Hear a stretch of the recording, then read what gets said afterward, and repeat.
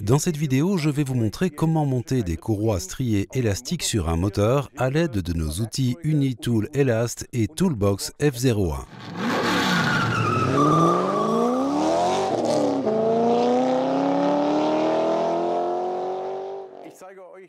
Comme toujours, je vais vous montrer le montage sur un moteur démonté. Je sais que chez vous, ceci est beaucoup plus difficile par manque de place. Cependant, j'ai fait ce choix pour que vous puissiez mieux voir les détails. Rien de plus simple que de démonter une courroie élastique. C'est un jeu d'enfant. Regardez.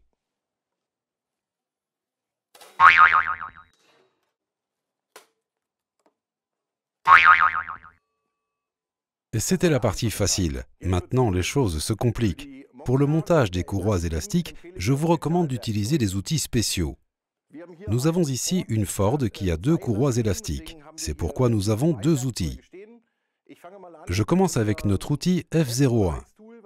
Il est conçu spécialement pour Ford et Volvo. Voici donc l'outil en question. Il est placé sur la pompe à eau. Il est spécialement adapté aux pompes à eau des véhicules Ford et Volvo et s'y insère. Nous avons aussi cette demi-lune, mais nous n'en avons pas besoin pour ce moteur. Il est prévu pour des poulies doubles de même taille afin de faire glisser la courroie sur la première piste sans qu'elle reste bloquée dans le profil de la poulie. Je montre donc d'abord la première courroie que nous mettons en place avec l'outil sur la pompe à eau. Vous pouvez voir 4 trous sur cet outil. Ils correspondent aux 4 vis de la pompe à eau ici.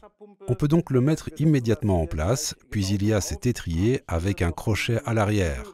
On doit l'entendre s'enclencher derrière la roue de la pompe à eau afin que l'ensemble reste en place. Ensuite, la courroie élastique est pressée sous la roue de la pompe par cet arrondi ici. Je passe d'abord la courroie sur l'alternateur, le compresseur de climatisation, puis sur le vilebrequin. Je peux alors pousser la courroie sous l'outil de la roue de la pompe à eau. Une chose se produit lors du montage. La courroie va se déplacer ici sur le bord de l'alternateur et ici sur la poulie du vilebrequin. Mais ce n'est pas dramatique. On la tend et on peut ensuite aligner la courroie en appuyant à droite et à gauche des deux poulies et en déplaçant la poulie de la pompe à eau. Maintenant, je tourne avec la clé dans le sens de la rotation, de sorte que la courroie soit pressée sous la roue. Pour ce faire, appuyez sur la courroie avec le pouce pour la maintenir en position et tournez-la jusqu'à ce qu'elle soit alignée. Faites attention à votre pouce. Il ne doit pas passer sous la courroie ou entre les poulies. Pour la deuxième courroie, plus petite, j'utilise notre Unitool Elast. L'Unitool Elast est un outil universel dont la taille est réglable. Il s'adapte à toutes les poulies. Lors du montage, veillez à ce qu'il soit bien droit sur la poulie et pas en biais. Sinon, certaines dents ici risquent de se casser. L'outil est accompagné d'une petite vis qui sert de contre-butée. Par exemple, le cliquet ou la clé à molette peuvent s'y appuyer. On place maintenant l'Unitool Elast en bas sur la poulie du vilebrequin.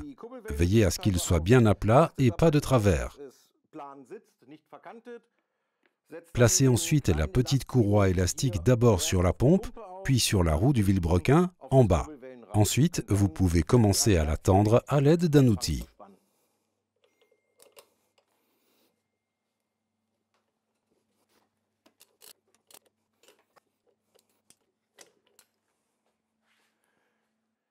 Vous trouverez des informations sur les outils sur notre site web et les outils chez votre revendeur habituel. Tout est clair? À bientôt dans votre atelier.